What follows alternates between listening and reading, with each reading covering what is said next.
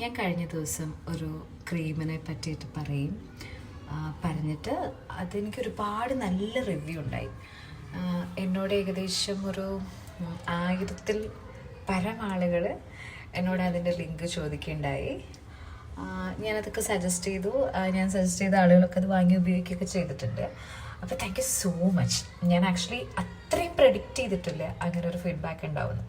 അപ്പോൾ എനിക്ക് തോന്നി എന്നാൽ ഒരു സീക്രറ്റും കൂടി പറഞ്ഞു തന്നേക്കാം.